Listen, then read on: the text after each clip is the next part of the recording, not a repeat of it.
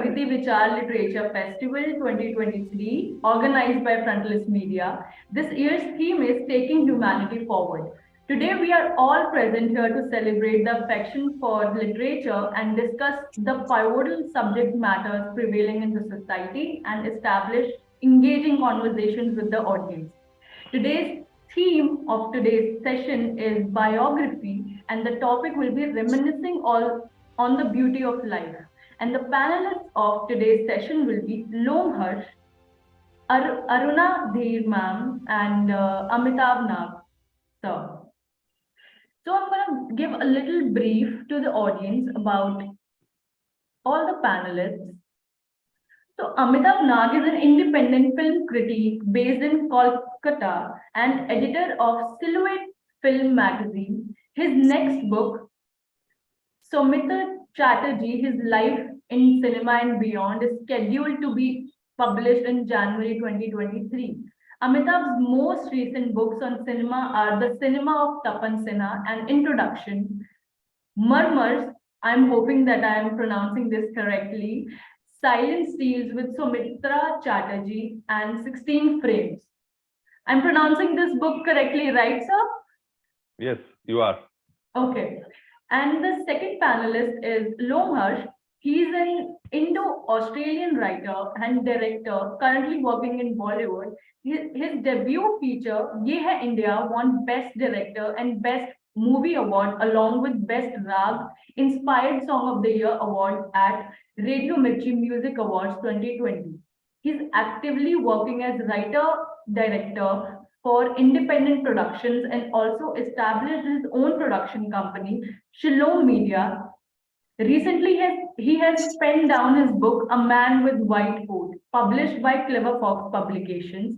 And the next panelist will be Aruna Dhir. She is an author of Hotel Adventures with the Stars, a one-of-its-kind memoir being heralded as a collector's edition book.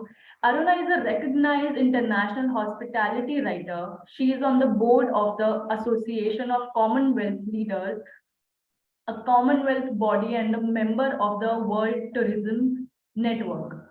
A national poll-winning communication specialist, she has launched hospitality brands. As a hotel PR strategist, Aruna has worked with some of the world's finest hotels such as the Hyatt, the Oberoi Group, and the Imperial. So we can begin with the question and answer round, but before, how are you all? Very well, thank you. It is such an honor to be, to be able to talk to you, each one of you, and I'm hoping this session will go as beautiful as you are. Thank you. Thank you. Okay.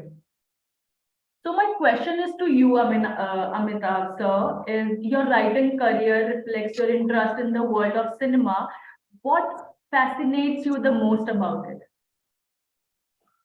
I think the cinema, as you know, like it's very diverse.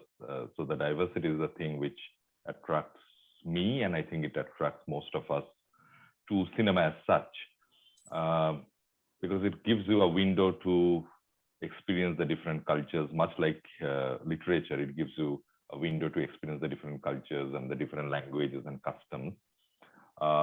In a world where we are living in right now, which mostly believes in a homogeneous ethnic, racial, language sort of world, I think cinema gives you that freedom to be a universal citizen. Since I am a film critic who critiques international cinema as part of my FIP rescue duties and stuff, I get to see a lot of cinema worldwide, which encourages me. But when I write mostly on Bengali cinema because I think being a regional language, quote unquote, a regional language, it is my duty to bring forth some of the greatest which we have in our culture to a pan universal audience. So that is what mostly like why I write. I watch international films, but I write mostly on Bengali film personalities and on Bengali cinema. Thank you so much, sir. And my next question is to you, Lom sir, and it is, why did you decide to write a book about the life of Dr. Sunil Kumar, and how did you go about it? See, basically, I'm not an author. I'm a filmmaker. So, writing book is, as a filmmaker, we always think of, whenever we decide of any story, we want that story to reaches the mass, whether it is a national or international audience. So, about writing a book on doctor's life is something like, I do mostly social responsible cinema, and what I feel is like, there is a particular generation age group which is more inclined towards books rather than cinema. So youth is more towards cinema; they are not into books. But whereas the people who into their 40s and 50s, they are more into the books, less in cinema. So I was doing the films, but I always felt like there must be a book behind every film, especially for my content. So my last book was The Burning Man, which is under the production. We are taking it next year in 2024 with an American production on the floor. White Coat, the purpose behind writing this particular book is like, my film is under the pre-production stage right now, and the White Coat is basically upcoming feature film. So as a filmmaker, I created a strategy that I'll make a book around it. First, I'll release the book, then the feature film, and then the comic book. So this is the strategy through which I'm coming through. As an author, dedicatedly, what I feel, my first book, which I feel more connected as an author, was The Burning Man. That's a fiction which I wrote in during the lockdown phase. So yes, doctors is a profession where they've been once they've been so-called the living gods, and nowadays they are the demons of the society. People don't trust them. They're money-making machines. So this issue, in our family, always when my daughter, when my mother, they got sick, we go to the hospital, visit there. So ultimately, there was a question in my head: ki, okay, they are thieves.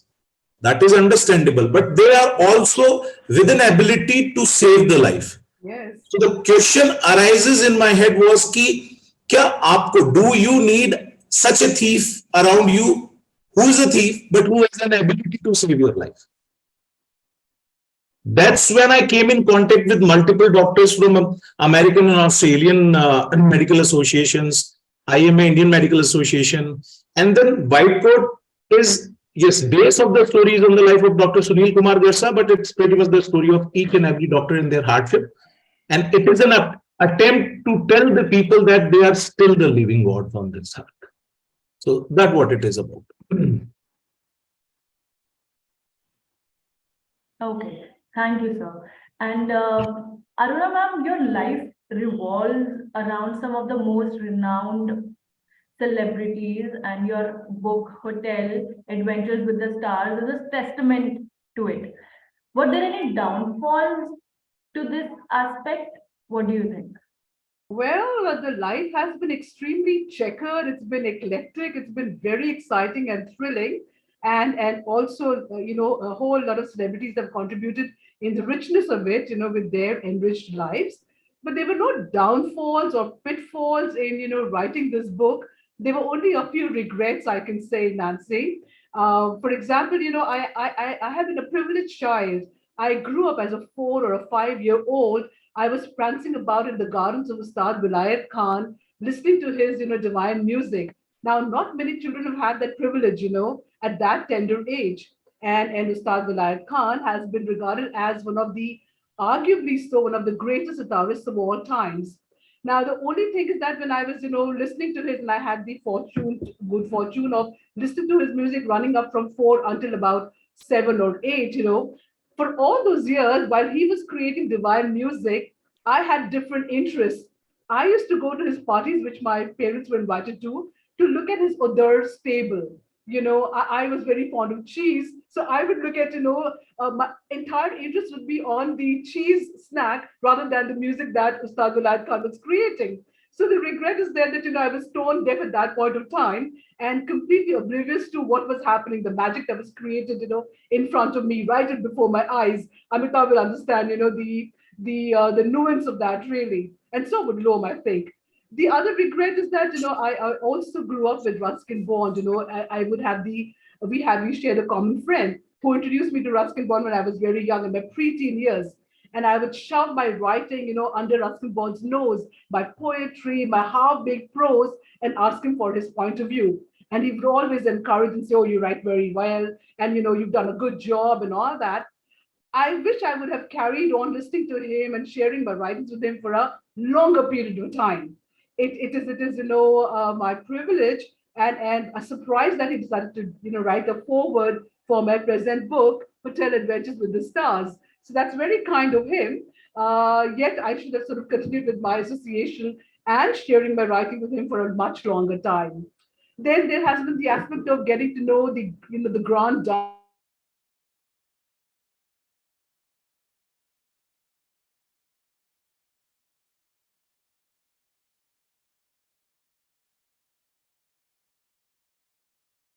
and nice. But when you also work in the corporate world, the immediate exigencies keep you so busy in the here and now. And you don't really you become very short sighted. You don't think far out ahead. So, one could have had so many more opportunities to spend time with Zora Ji, which one, curtailed down because of the business of the immediate corporate life, or with Sonal Mansingh for that matter. Yet another person was a smile merchant who I met for year after year from 2003 for a couple of years. And such a gregarious person, such a friendly person, such a genuine and warm person. And when it came, to the time to really get to know him even better, by 2005, we lost the great, film director to the heavens above. So there have been regrets like that, but no downfall whatsoever. It's just been an uplifting experience completely. Okay, so as I've heard everybody's answer, there's one common thing that I have been able to, take, and it's that so many things inspire you to do something.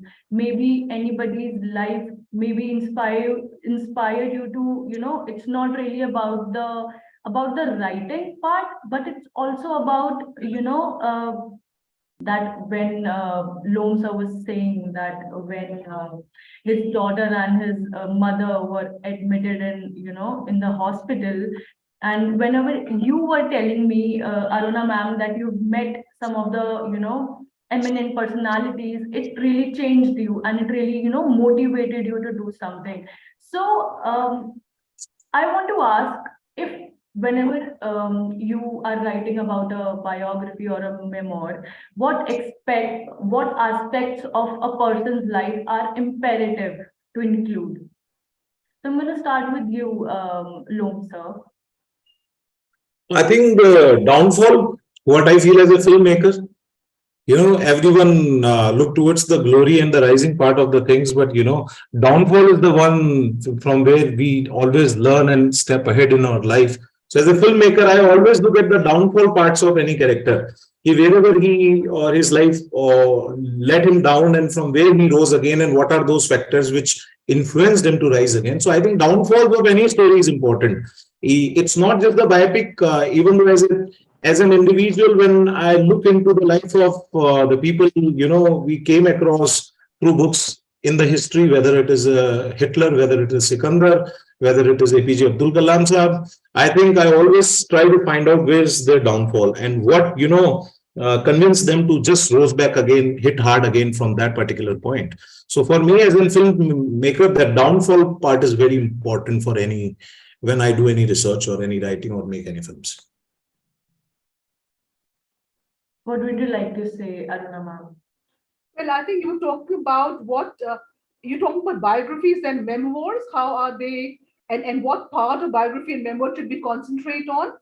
First of all, we must understand the distinction. There is they all are different things, from biography to autobiography to memoir. They're all different. Biography is when you write the complete life story of a person who's inspired you, or who you want to emulate, or whose story you want to bring out to the world. Autobiography is when you think that you've led a life which is worthy of being sort of shared with the others. So you want to tell your own story. And memoir is distinctly when you want to take aspects of your life, sections out of certain sections, earmarked periods that you want to write about. For example, I've done with Hotel Adventures. I've just talked about my adventures with a select, group of celebrities from my hotel life. It could be another phase of my life that I want to talk about in yet another memoir, like Hilary Mantel has been known to do.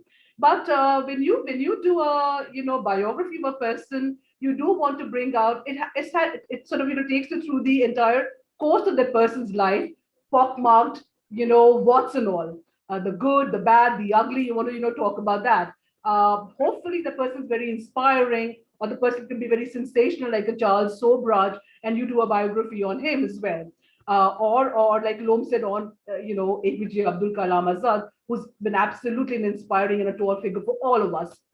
A memoir could be, when you're just talking about a certain section, and that is what you want to concentrate on. For example, to give an example, Ruskin Bond spent fascinating years in Dehradun and Missouri, and he often talks about that. So his, style of writing becomes very memoiristic. And when you concentrate on doing memoir, it is said that you have to be brutally honest. That's the benchmark of doing a memoir. You don't have to, whereas a biography could be formal biography, and an informal biography where you just want to take off without the permission of the person you want to, whose life you want to highlight. But memoir has to be something which has to be an honest account, and you don't sort of whitewash it or white coat it, or put a film or a filter around it. You must maintain a sense of honesty about that. The period could be, what you decide to highlight or what inspires you of that person, really. Thank you so much. And Amitabh, sir. I think like I go with what Lom has just mentioned. I think every individual is driven by a few basic decisions in life, choices which they have taken are based on their character traits. As a biographer, I think it is important to try to understand and look for those traits, and then pursue those traits to paint the picture of the artist, if we are writing on an artist, as a common man. What I feel is that a biography will show how an otherwise average man and an ordinary man transcends his limitations, takes care of the demons fighting within him, and then become extraordinary. So that a person who is reading the book can also try to think of taking the same leap. Because everyone is ordinary and average in that sense, but some pursue certain traits to become extraordinary. So as a biographer, my role will be to pinpoint those traits and how a person transcends them, so that a reader can also try to emulate something similar. Thank you. Thank you so much.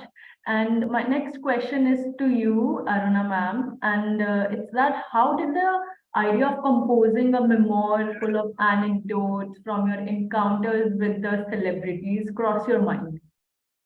Well, the stories themselves, actually, Nancy, the stories have been so exciting. They have been so heartwarming, and I'm going to partially agree with Amitav when he says that you bring out the nice traits of people out. When I met people as diverse as a Madhuri Dixit, or as veteran an actor as a Sharmila Tagore, or a Shabana Azmi, or somebody like Jackie Shroff, who's known to be one of the nicest human beings in Bollywood, the stories were such exciting ones, and such sort of heart touching ones that they just had to be told. And at one time I used to write for India Today's very successful online platform called Daily O, and I would comment on culture. I would do a commentary on the society at large. I would do pieces on marketing, and at one point I began writing on celebrities, and those pieces, because the interest of the collective Indians rest on a trifecta of three things, really: politics, religion, and Bollywood. And we all crave for, Bollywood news or articles or, features. So when I was doing articles on Bollywood, they were one of the highest read amongst all the other articles that were put out. I would do something on who's the best public speaker in the entire, film industry. Who's the greatest villain, or who were the greatest villains who sort of scared us to sort of bits. Who is the sexiest star of all time? And those articles were very well liked by the readers. And then one time I wrote about Salman Khan, and I wrote about Priyanka Chopra wearing a frock when she met our Prime Minister Modi, and I was badly trolled. And then my family said, you have arrived as a writer, you must talk about these stories. But jokes apart, my family felt they were, I was boring them with all my hotel encounters, and they felt they were very interesting stories that a general reader would love to hear. And when I met my literary agent, Suhail Mathur of the Book Bakers, he had complete confidence in my sort of wares that I was bringing out, and that's how the entire planning of the book began, because the stories were exciting. We were showing great facets of those personalities which a common person does not get to see in normal life. We see them through the silver screen or from a distance. So here they were being shown up close and personal, without their minders, without their war paint, without any sort of facade being put on. So that was a fascinating aspect to bring out about these known people, these big people, to show what they really are like in real life, and to bring out their nice traits and attributes as life lessons to the larger audience as well. So yeah, the story, for example, the stories were very good. The readers demanded it, and it was a good sort of mix of exciting information that was being put out in a very real manner, and that's what led to the genesis of Hotel Adventures with the Stars. Really, That's good. Ma'am, if I can interrupt, I have a question coming in my head. yes. So when you are saying about up and close getting with the stars and exploring their personal lives, do you think like as in like filmmaker there's always a blame, especially on the film critics and the filmmakers and the biographers, that we highlight the good side of that character, right? But I think, do you think there is a genuinity in what you write and what you explore and what they allow you to? I think Star, I have a very close encounters with Star as well, and very up close. From the pre-production of the film till the release of the film, I spent like years with them. And they control so many things. Like you don't have to let this thing go out about us. So do you think that also affects you somehow, somewhere in your writing journey? Are you trying to ask whether they bring out the genuine self in front of you? Is that what your question is, Lo? Yes. So how much they control about what to publish and what not to about their life? It's always it goes back to the kind of relationship you develop with the person, Loam.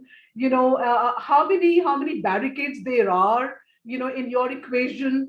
Of course, we all want to put the best foot forward, when we make public appearances, and that holds true for each one of us as well, and not just the celebrities. You want to be seen in a good light. What you would, behave as in the four walls of your house, you would not behave in the same manner outside, unless and until you are the present, a set of celebrities, and the paparazzi is following you, and you show your sort of, or you're a Salman Khan, for example.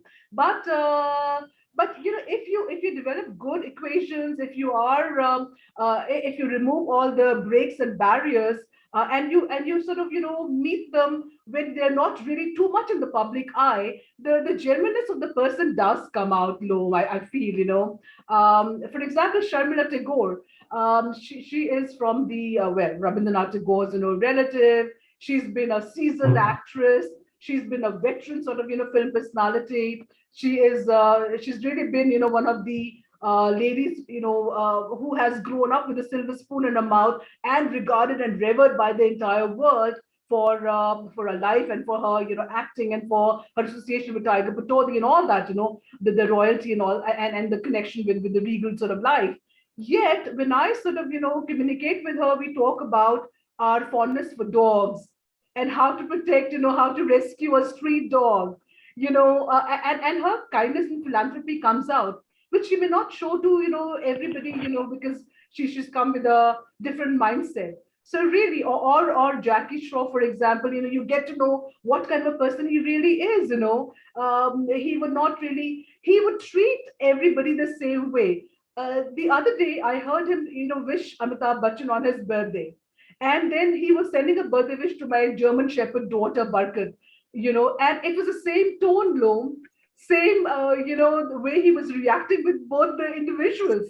Sorry to say, but don't you think so that they pretend in front of you? Sorry, come again. Don't you feel like sometime when you go up close them, when you meet them, they pretend in front of you? Actors, they are actors. Don't forget they are actors. They are very good. Don't You see, know, we human beings are we're very canny people. We can, because we also come with the same set of traits and the same perspicacity to either pretend or to be real. We can make out when the person is, putting a veil in front of them or showing their true nature. And then you can make out, we have the capability no, to. no, just don't mind. The reason why I just ask you that because I spend more time with them, so I know much more the reality. Yes. So that would click my head, like But I got a very good idea out of you. There must also be a dark adventure with the stars. you know That is not kind of them. Along to answer your question in a very succinct and short manner, and really to cap off this discussion, I'm going to give an example of one of the greatest rock stars of our time and of generations to come. And the name is Paul Simon. When I met him, I was at the lowest ebb of my career for that period of time because I was working with the Imperial Hotel in Delhi, and I was facing a lot of, office politics, a lot of negativity. So, in spite of being a very effervescent person, I was very low on those times. And there was so much of peer pressure of the negative kind. When I met him, there was no reason whatsoever, Loam, for him to be so nice and so genuine and so kind to me. He was also meeting the general manager who was a senior person. So he could have shown all his attention to, as human beings are given to, he could have shown more attention to the general manager than to the director PR, who was slightly junior. But he gauged my mood, he gauged the lowness of my, spirit, and he tried to uplift that. He needn't have done that. He was Paul Simon, for God's sake. When the general manager left, when the formal meeting had been done, he stood back. He sort of hung around. He made me feel lighter. He said, "Why don't you take a picture with me? You don't want a picture with me. You don't want to do this. You don't want to do that. Let's pose in this way." And he chatted with me for a length of time. He needn't have done any of that. Now tell me, who was he showing? Or who was he, putting a pretense for? Who was he pretending in front No, of? no, that was the same. That was the same phenomena around Will Smith till the moment he slapped that anchor on the stage of Oscars. Till then, he was also with so many people. But So you here, never know. but here I think I see that I am a moderator. I will step back now. It's just yeah, a thought came to my mind. good, I just shared it with you. good that you asked that, because and it's because they're celebrities, you tend to think that, oh my God, they're always play acting, and they also always want to show that they are really good, and they don't want to show their dark aspects. But here, like I gave you Paul Simon's example or a Jackie Shroff's example, there was nobody for them to pretend to, and Paul Simon had nothing to gain from me, you But know. actually, I can be a good source for both Amitabh and you. I think whenever any one of you decide to write about the dark adventures of celebrities, I think you'll take my help. I can give you really good insight on that. I'm taking a rain check on that. I'm going to hold you up to that, yo. Wonderful. Okay, thank you. That was really an interesting take that you both did. And I'm going to move on with the questions to Amitav sir. And sir, compared to other books about the life of Sumitra Chatterjee available in the market, what makes your book, Sumitra Chatterjee, His Life in Cinema and Beyond, stand out? That's a tough one. See, I have already written 2 books on him. So the first one was written in 2016, which was the first book in English on him, called Beyond Opu, 20 Favorite Film Roles of Soumitra Chatterjee, which was published by HarperCollins. And when he passed away in 2020 November, after that in 2021, there was a book called Murmurs, Silence Steals with Soumitra Chatterjee, published by Blue Pencil Publishers, which was roughly the time we spent together for the last 10 years or 12 years when I had the chance of meeting him closely. Now, this forthcoming book, which is From Speaking Tiger, this is my 3rd book on him. I don't want to be rude, but I think amongst all the other writers who have attempted to write on him in English, I probably have substantial time spent with him when I saw him in his creative phase, and when I also saw him in his moments of loneliness. So it's both. I have read, and if you know a bit about Soumitra Chatterjee, that he had acted in more than 300 films for the last 6 decades, was the primary actor of Satyajit Ray, acted in 14 of his 27 films. He was a theater director. He was a playwright with 3 volumes of plays. He was a poet with more than 20 anthologies of poems. He was a painter. He was a literary editor of one of the finest magazines which used to come out from in Bengali. So he was a mixture of a lot of things, right? And I came to know a lot about him through his writings. So his prose writings. So there are 2 volumes of his prose writings, and also his plays, because a lot of his philosophy, his politics, were through the plays. Because when you are acting, you are actually mouthing someone else's words. But when you are writing the plays, you are writing your own philosophy, your own politics, which you believe in. So I read all those a lot. So I think I have a critical analytical precision towards his work. And also I knew him personally. So I can connect the dots, if I may say so.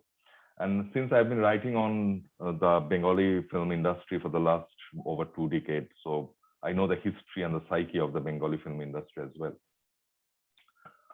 So I think from that perspective, the correlations are there, and I think the readers will agree once they read the book, that they will get a history of the Bengali film industry starting from the late 50s till 2020.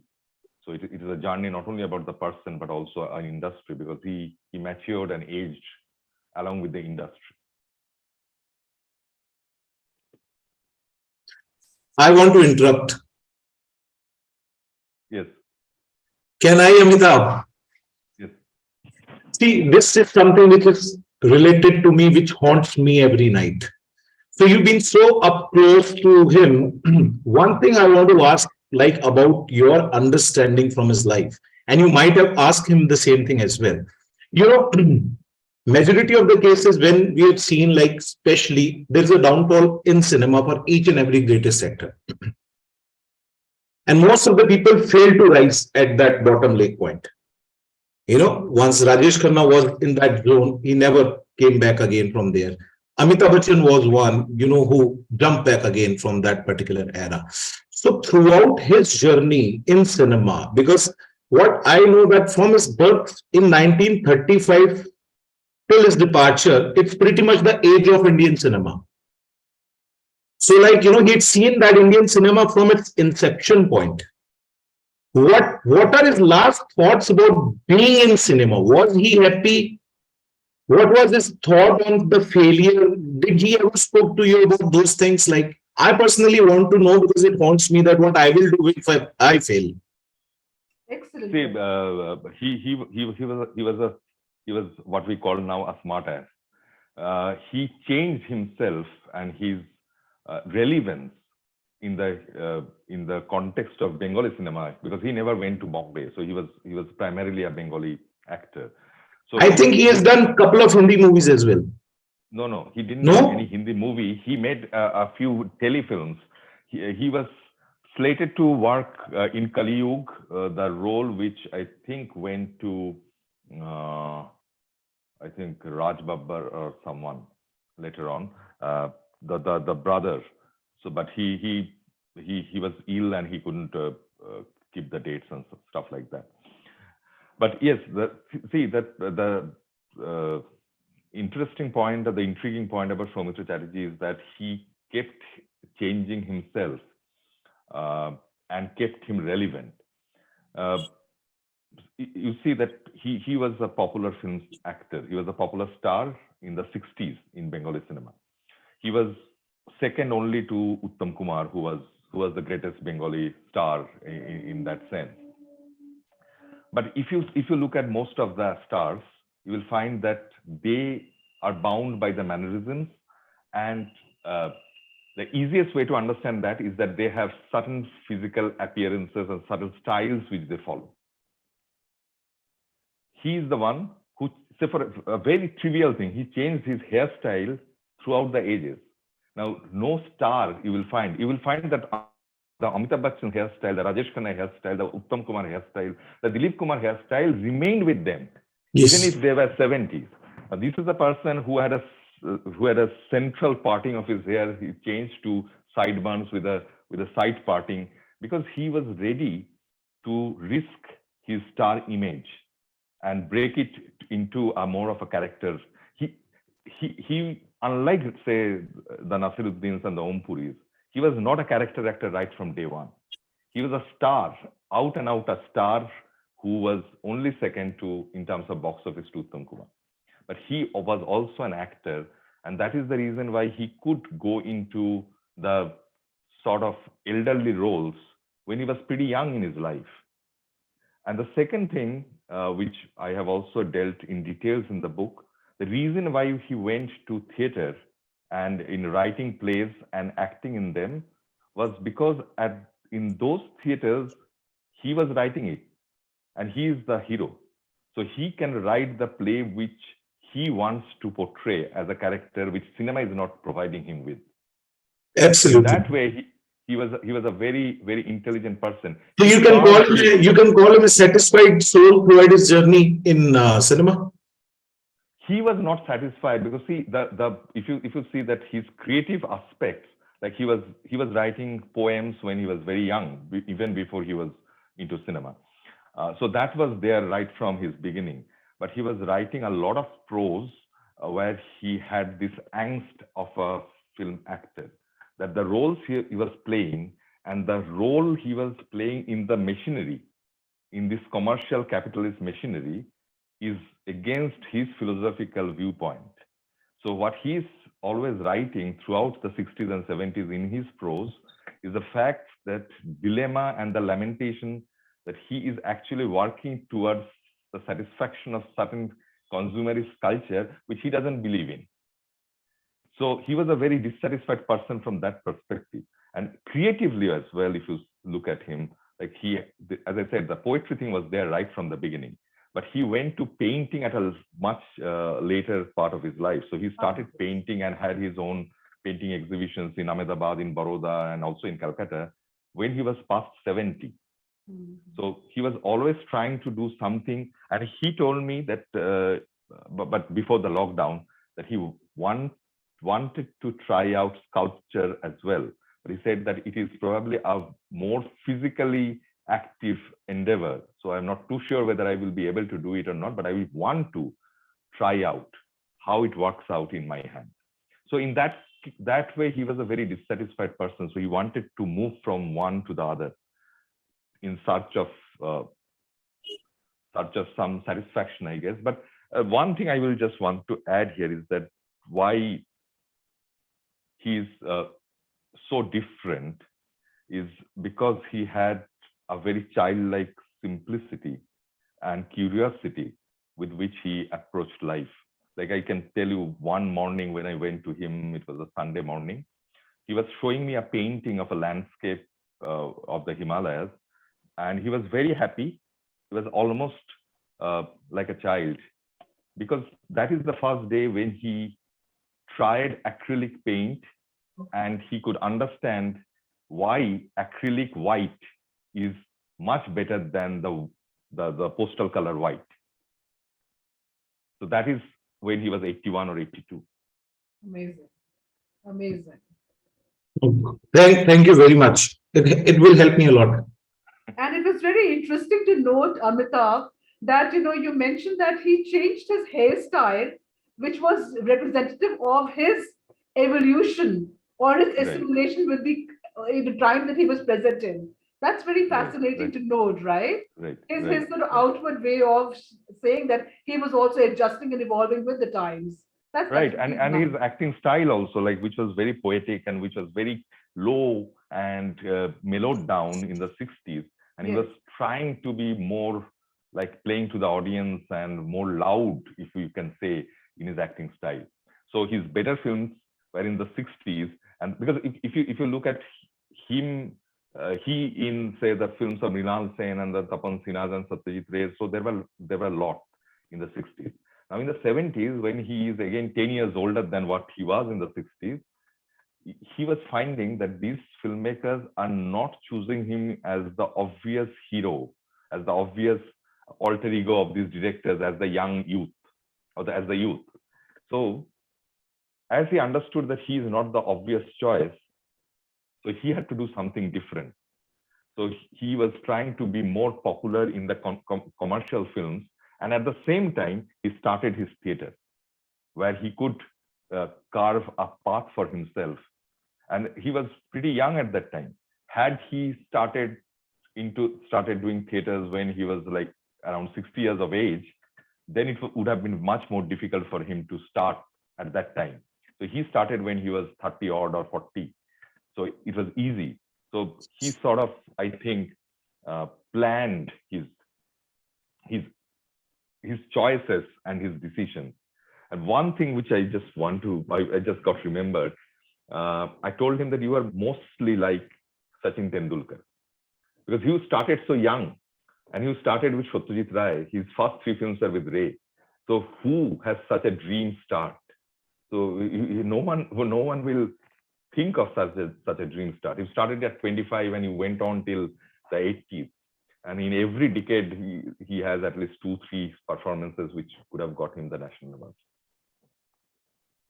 Fabulous, fabulous. And I just want to add one thing. The major takeaway from our discussion, amongst a whole lot of things, is going to be from Soumitra Chatterjee's life, that he segued his, journey from one aspect to another seamlessly.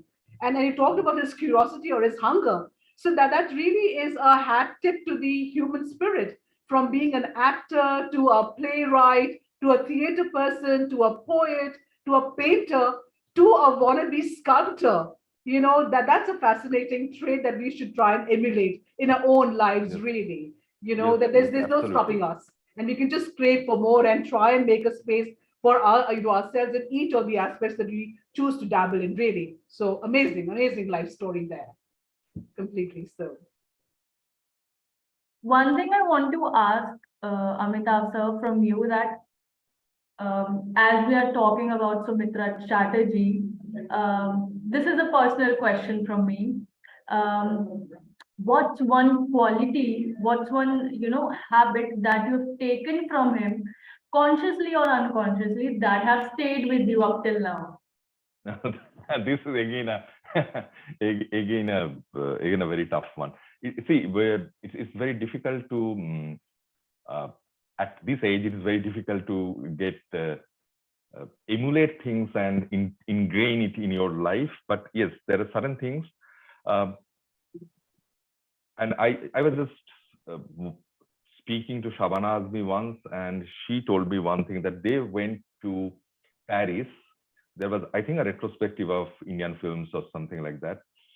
And the crowd was going gaga over Soumitra Chatterjee because they were relating him with Opu, the Ray characters. And what Shabana Azmi told me is that, and Soumitra was very down to earth, and he was just as if it is very, very common. Now, I found out in my interactions with him, and when I observed him having interactions with people whom he barely knew or probably did not know, is the fact that he was very fluid in his conversations, because he took life very simply. He didn't have the baggages which are there with the stars most of the time. Now, that doesn't mean, I don't mean to say that he was not aware of his stardom and things like that. He was very much aware of them. But probably, as Lom was mentioning, he was pretending to be someone who was very fluid. But that he could do with most people. What I mean is that not paying too much importance in what you are is something which I felt is worth emulating from him. Because there will be people who are better than you in many things. There will be people who can do things, who are in adverse situations much more than what we are in. And they can still go out and put up a happy face and do things. So it's not important to think or put too much importance on what we are doing. So I think that is one thing which we can take away. That is one, and as I said, a childlike curiosity in things, not taking things for granted. We have lost the ability to be surprised by life. I found him to be surprised by life every now and then. So that is one takeaway, which I try to take in my life. Thank you so much, sir. So this is my last question to all of you, and that, do you think biographies and autobiographies are popular among readers nowadays? And Lom, sir, I'm going to start with you. Yeah, absolutely. What I believe is that anything in writing which can inspire, whether it is or Mahabharata or Ramayana, it's always the biographies. Fiction, you nothing get out of the fiction. Fiction is created just, in the blindest thought of the mind and heads. But I think biographies is something from which I personally learned a lot. I read too many biographies. I'm so much fascinated and interested towards the life of any people, whether it is a gangster, whether it is a writer. I'm a very good observer. When I travel in an auto, I look at that particular person, how he behaves, reacts, whether it is an actor, whether it is a sport boy, a lightman, a film star, a politician. I think that is what life is about. Life is not a fiction, life is a reality. And if you want to face the life, then you must learn out of the life itself. I think biographies are never ending. Fiction has a very short life, whereas the biography is endless. And we are still reading. See how many old epics and books were there. We are still reading it. So the most and the lengthiest lifestyle is the biography, is what I feel like. Everlasting are the biographies. I won't make one. I'm attempting for that at least my life can be converted into a biography so that people can remember me when I leave this world. So biographies are priceless. Absolutely, sir. And Aruna ma'am, what would you like to say? Well, from both from both sides of the coin, from both sides of the fence, biographies and autobiographies are very successful phenomena. If you look at from the publisher's point of view, they want to do more non-fiction than fiction. Non-fiction sells more. There's much more readership for that. From the reader's point of view, as well as Loeb said, for biographies and autobiographies, you should have led a certain kind of life which is to be talked about, whether on the dark side or the positive side, but they have to be major takeaways from your life.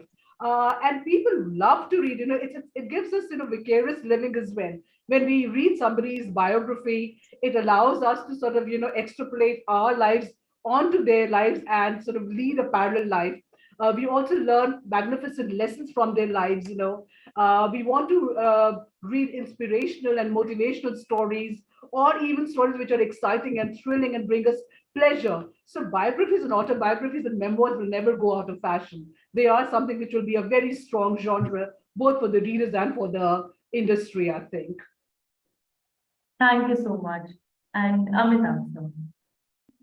Yeah, see, in the genre which I write, which is mostly on cinema, the current trend in biographies in India mostly is slightly off-putting in the sense that it's more interested in digging the gossip element. And also, as Aruna just mentioned, yes, I do agree that India revolves around three things, of which one is Bollywood, but there is more to Indian cinema than just Bollywood. So I think the commercial aspect is to be taken care of. So the commercial stars are the biggest stars, but I think the biographies should not be just the gossip things, and autobiographies of the stars and mostly the anecdotes. I think, as I mentioned, I think in the beginning, what I look for when I read a biography is how an average person transcends his limits and becomes extraordinary, because this is where I can try to gain something by reading it. I will probably not gain much if I just read about someone who is in a different place at a different time and did something which I cannot relate to. I can relate to the struggles. I can relate to the way, the areas where that person left and broke free the barricades which were around them. So that is what I feel is the role of a biography, to inspire, to do what we cannot think of doing otherwise. Amazing, sir. And Nancy, I just wanted to, make a closing comment. First of all, I wanted to apologize to Amita. It was a slip of tongue. I shouldn't have said Bollywood. I meant films. Third, No, no. third name was Yes, films. no apologies. We do know the importance of Bollywood, and it is. Yes, But we also tend from time to time remind true. ourselves that there is something else as But well. we can't ignore the mammoth rise of South cinema now, for Yes, example. yes, And now also the Bengal cinema, so really you can't, or even the Northeast now, they're really waking up very, yes. aggressively now. But I just wanted to say, when you talk about biographies or autobiographies of memoir or rediscovering life, Henry Wadsworth Longfellow said it generations, eons of time back, and he gave a very nice couplet. He said, lives of great men all remind us we can make our lives sublime, and when departing, leave behind us footprints on the sands of time. And that, holds true even now. And that's what I really wanted to say. Thank you. Well, just I will jump in one more time. I am like the Munna, one more question. Yes. Just a quick one with you. I got another meeting. So, as a film critic, right? If we ever been close to getting an Oscar was with Miss the Satyajit Ray, right? And I think Indian, as we are talking about the Bollywood in the South, we are entertainment industry. We have never been taken as in cinema industry. We are not cinema. Unfortunately, international audience and media never see us as in cinema. We are an entertainment sector. I think Bengalis are very close to crack that. Just reply in few words and tell me that how close we are to getting an Oscar. And I have more expectations from Bengali people in that. So just let me know, are we any closer to that? I don't think so. I don't think so at this point in time. That's a very genuine answer, and that's what I expected. You are a very true and genuine critic, and I think you got a new follower. I'm going to follow you. Thank you. Can I be hopeful and optimistic, Lo, and give a different point of view and say that there could be an Oscar for us, and probably from the Northeast, a filmmaker from Northeast will get us an Oscar. Could we say that? Could we really end the discussion on that hope and a wing and a prayer? Absolutely. But again, the problem is, I think, we are more focused on entertainment. Like, I'll just quickly tell you one thing. Recently, I launched one of my web series titled Minto. So it's the journey of a girl in search of a success. And throughout her journey, she met so many people, she trusted on so many people, and she get dissed and betrayed by those people. And that is the first ever web series which has been launched by Amazon International. Not happened for any Indian filmmaker. It's not available for Indian audience now. Amazon is exploiting it. It's already been 2 months. It's available on Amazon, US, UK, Japan, Germany. I think what I felt after getting connected with Amazon is like that we are not making global centric cinema. Yes. Yes. The moment when we start writing and making the global centric cinema, then our chances are. See, it's very simple. If there is a story originates from a life, and if it does not connect the global audience, then it's not going to win an Oscar. A person sitting in Japan has least interest in what's happening in Rajasthan. Until and unless there is a universal factor into the story. Correct. So that what I feel after getting and reading the mindset of those people, like now they are guiding me because now they're taking me on board. They want me to make more films and web series like the one they selected. They've given me certain topics like that. They've given me a topic of a painter. So if we talk about a fine art artist, so fine art is part of every country's culture.